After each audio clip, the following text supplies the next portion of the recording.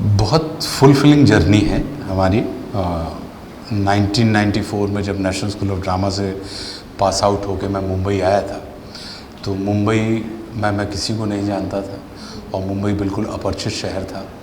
सिर्फ अगर कुछ था हमारे पास तो हमारी ट्रेनिंग जो नेशनल स्कूल ऑफ ड्रामा से हमें मिली और कुछ सपने कि जो ट्रेनिंग हमने, जो हमारा एजुकेशन रहा है और जो हमारा पैशन है, अब वही हमारा प्रोफेशन होने जा रहा है। तो कुछ सपने थे कि आपको कुछ बड़े अच्छे और यादगार काम करने हैं। तो आज की तारीख में अपने आप को देखता हूँ तो मैं पाता हूँ कि जिस व्यक्ति को, मैं मध्य प्रदेश के एक बहुत छोटे से गांव का रहने वाला हूँ, गाडरवारा, तो जहाँ पे घर परिवार के लोग ही जानते थे, आज देश दुनिया में लोग जानते हैं और सिर्फ व्यक्ति को ही नहीं जानते, उसके काम, उसके टैलेंट, उसकी प्रतिभा, उसकी कुशलता को भी जानते हैं। तो अपने आप में बहुत फुलफिलिंग है, बहुत आनंद देने लायक जर्नी रही। यही सीखा है कि अपने हिस्से के काम को सफलता पाने का सिर्फ एक मंत्र है कि बड़े काम से आपको बड़ी सफलताएं नहीं मिलती, अपने हिस्से के काम को बड़े अच्छे तरीके से करने से आपको बड़ी सफलता मिलती है। तो अक्सर हम लोग बड़ी अपॉर्चुनिटीज़ के लिए, बड़े परिणामों के लिए हम बड़ी अपॉर्चुनिटीज़ ढूंढते हैं, बड़े अवसर ढूंढते हैं। तो यही सीखा है कि अवसर छोटे बड़े नहीं होते, परिणाम उसके विलक्षण होते हैं। छोटे अवसरों में भी बड़े विलक्षण परिणाम यानी मैस्मराइज करने वाले रिजल्ट देने की संभावना होती है।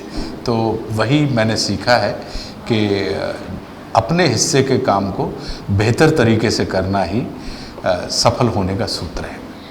देखिए, ज़िंदगी के प्रत्येक पल जो होते हैं वो आपके जहन में इकट्ठे होते हैं। समय समय पे उनमें से कुछ पलों की यादें ताज़ा हो जाती हैं और समय समय पे उनमें से कुछ पल जो होते हैं वो यादों के पिटारे में बंद हो जाते हैं। तो इसको ये कहना कि कोई ऐसे पल जो सदैव आपके ऊपर ही खड़े रहें, तो वो ये कह सकती हैं आप कि उपलब्धियों से संसार चलता है।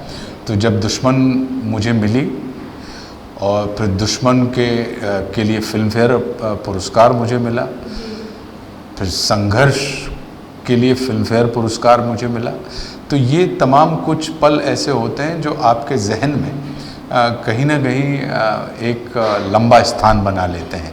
लेकिन ये भी रोज़ आपको याद नहीं आते, ये समय समय पर ही आपको याद आते हैं। क्योंकि मेरा ये मानना है कि यादों के सहारे हमें जीवन नहीं जीना चाहिए। हमारे पास जो आज प्रेजेंट मोमेंट में जो समय है उसमें पूरा अपना 100% देते हुए अगर अपने जीवन को हम जिएंगे तो हम निश्चित रूप से सुखी भी रहेंगे और सफल भी रहेंगे। मैं सबसे पहले तो स्क्रिप्ट देखता हूँ और चूँकि मुझे एक्शन, ड्रामा, इमोशन, कॉमेडी, ये सब सारे के सारे जॉनर जो हैं एज एन एक्टर, सारे के सारे जो 9 रस होते हैं उन तमाम 9 रसों में मुझे बड़ी रुचि है। मैं ये कहूँ कि मैं सिर्फ किसी एक रस का पक्षधर हूँ तो मैं ये नहीं कहूँगा, क्योंकि एक्टर का मतलब ये होता है कि आप सारे के सारे रसों में आपकी समानता के साथ रुचि हो। तो सबसे पहले मैं स्क्रिप्ट देखता हूँ, उसके बाद फिर मैं देखता हूँ कि मेरे हिस्से में आने वाला किरदार कितना प्रमुख है, उसकी इम्पोर्टेंस क्या है। उसकी लेंथ से मुझे उतना मतलब नहीं होता, क्योंकि कभी कभी कुछ कैरेक्टर्स होते हैं जिनकी लेंथ नहीं होती उतनी, लेकिन उनका इम्पैक्ट इतना होता है कि वो लंबे समय तक आपके जहन में बरकरार रहते हैं। जैसे उदाहरण के लिए अगर शोले देखेंगे तो कहा जाता है कि शोले में गब्बर सिंह के किरदार की लेंथ सिर्फ 11 मिनट की है, लेकिन वो पिछले 4-5 दशकों से हमारे और आपके जहन में वो कैरेक्टर बना हुआ है। छोटे छोटे कैरेक्टर्स भी इतने प्यारे और इतने अद्भुत हैं, बिल्कुल, मज़ा आ जाता है जी। तो बिल्कुल मेरा यही मानना है। तो मैं कैरेक्टर देखता हूँ कि कैरेक्टर की प्रमुखता क्या है, कैरेक्टर की उपयोगिता क्या है। क्या वो किरदार अगर फिल्म में नहीं होता तो फिल्म की कहानी बन पाती या बढ़ पाती?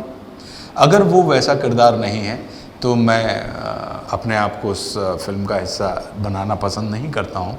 लेकिन यदि वो वैसा किरदार है तो फिर मैं पूरे उत्साह के साथ उस फिल्म का हिस्सा बन जाता हूँ। और अगर आप देखेंगे हमारा करियर ग्राफ उठाकर, तो चाहे वो दुश्मन हो, संघर्ष हो, शबनम मौसी हो, हासिल हो, धड़क हो, सिम्बा हो, वॉर हो, सोन चिड़िया हो, मुल्क हो, तो ये तमाम कैरेक्टर्स अगर आप उठाकर देखेंगे तो आप पाएंगे कि अगर ये कैरेक्टर जो हमने अभिनीत किया है, अगर वो बड़ा की रोल रहा है या वो बड़ा अगर वो कैरेक्टर ना होता तो शायद फिल्म की कहानी बढ़ नहीं पाती या बन नहीं पाती। पूछा कि मतलब आपके सारे किरदार इतने अच्छे और इतने मतलब देखने मतलब आए कैची होते हैं कि सभी को बहुत मज़ा आता है। जी, मैं बड़ा भाग्यशाली हूँ कि मुझे ऐसे कलरफुल और अलग अलग कैरेक्टर्स मिलते हैं। दूसरी चीज़, एक और चीज़ का ध्यान रखता हूँ मैं कि जब भी कभी कोई स्क्रिप्ट हमारे सामने आती है तो हम ये कोशिश करते हैं कि ऐसा तो कोई किरदार नहीं है जो हमने इसके पहले किसी और फिल्म में किया हुआ हो।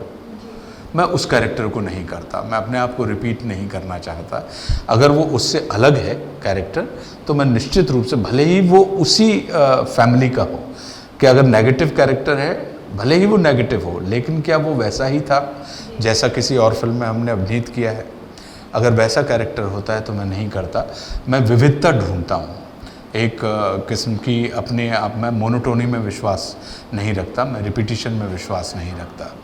और भाग्यशाली हूँ कि इंडस्ट्री ने हमेशा अलग अलग किस्म के कैरेक्टर्स मुझे ऑफ़र किए। सर, वॉर की बात की जाए तो हाल ही में 450 करोड़ कंप्लीट हो चुके हैं, काफ़ी बिग अचीवमेंट वॉर कंप्लीट कर रही है। क्या कहना चाहेंगे, वॉर का एक्सपीरियंस कैसा रहा ऋतिक टाइगर के साथ काम करके? बहुत अद्भुत वॉर का एक्सपीरियंस, क्योंकि जब सिद्धार्थ आनंद जी जो फिल्म के डायरेक्टर हैं उन्होंने कहानी सुनाई थी, तभी मुझे इस कहानी की सफलता का एक जो गट फीलिंग होती है वो अंदाज़ हो गया था। और जब हम लोग शूट कर रहे थे और जिस तरीके से वो शूट कर रहे थे, और इसमें हमारे हिंदुस्तान के one of the finest actors जिनको हम कहते हैं, चाहे वो ऋतिक हों, चाहे वो टाइगर श्रॉफ हों, one of the finest actors के ये फिल्म को एंकर करते हुए चल रहे थे, जिनको बहुत अच्छे से उनके पोटेंशियल को, उनकी खूबसूरती को उन्होंने बहुत अच्छे से शूट किया सिद्धार्थ आनंद ने, क्योंकि वो एक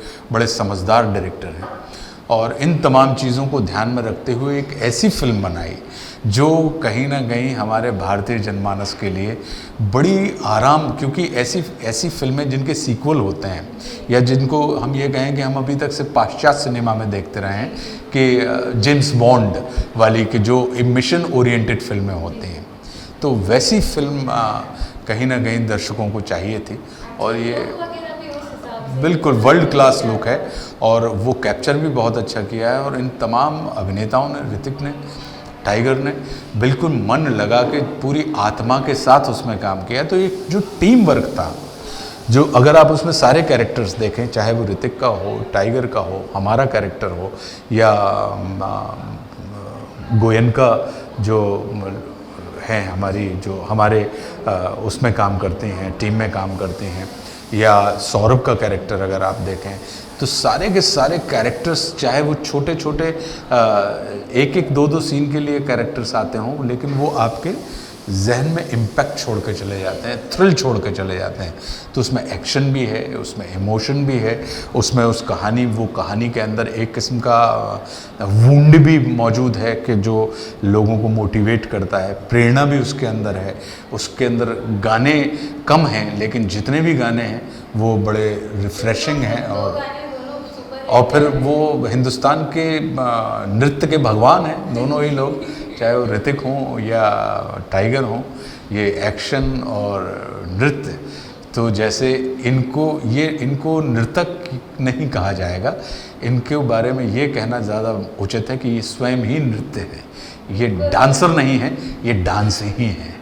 ये फाइटर नहीं है, ये फाइट ही है। इनको आप ऐसा कह सकते हैं।